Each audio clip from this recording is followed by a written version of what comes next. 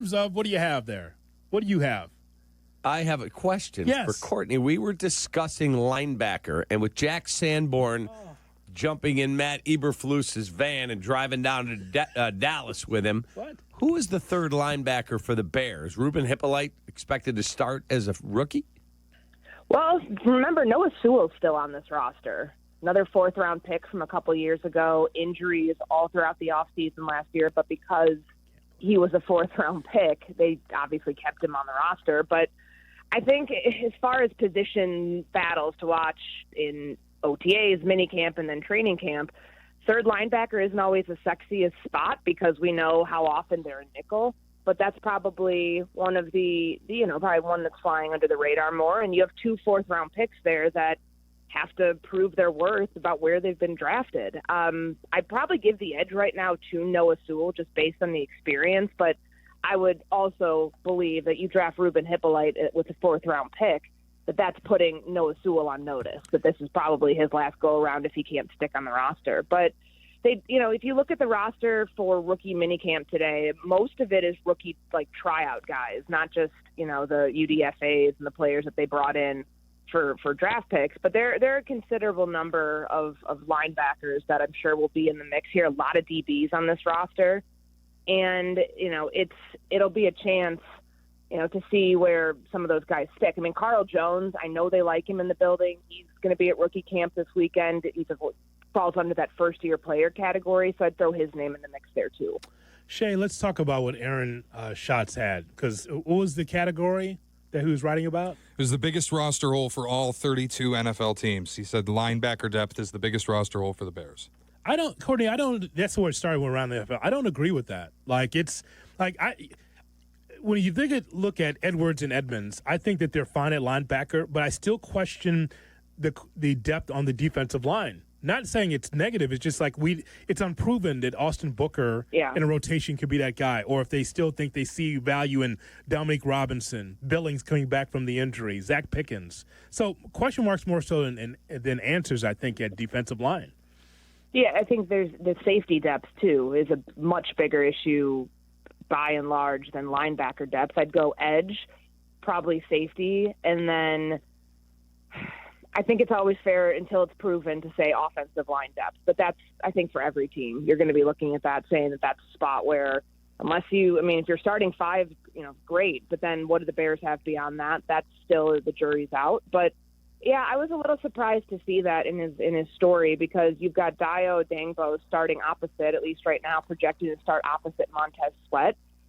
Is that proven? High ceiling, young player, not a whole ton of starting experience. If he takes off, great. Then you hit on a free agent that you paid a lot of money to. You paid starter money to.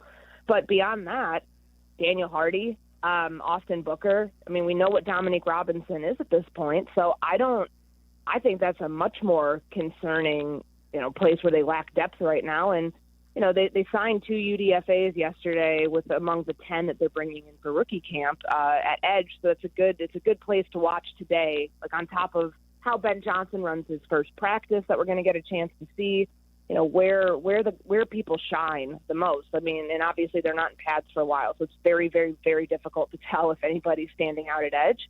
But it's a numbers game at this point. And they're going to have to, they've found 2 more for the 90-man roster. So we'll see if those guys end up sticking. Okay, so the power rankings come out. There's all this outrage on social media. The Bears are 21st. They should be way higher than that. My take on it is you're going to earn that. You're 5-12. You were going through a rebuild. Yeah, I think you've really done a nice job this offseason. But until they prove it, isn't 21st fair? It's a little low. I'd probably put them at somewhere in between 16 and 20. I don't know which power rankings you're referring to, if that's ESPN's or one I of believe it was many others. ESPN's. It's yours. Yeah, we vote on those. Obviously, it's a collection of votes you're getting from a lot of different people. It's not like one person setting their power ranking. So I don't know how everybody else voted. I'm with you on that, Kap, because you can sell off-season hope, and we won the off-season, and the Bears did all these great things from free agency to the draft, but then again, I'm pretty sure they were top 15 last year when the power rankings came out before training camp. I don't remember what they were at this time of the year. Okay. And obviously we saw how that failed them, or they failed their own expectations or the expectations that were set from the outside. Okay, here's the teams ahead of them. Miami, Dallas, Atlanta, Pittsburgh, Seattle, San Francisco, Denver. That's 14 through 20. I mean, to me, that's people chalking up with San Francisco that it was an injury-riddled season last year, that they're going to be better. Obviously, Brock Purdy is a better quarterback than some of the other quarterbacks in the teams that you mentioned.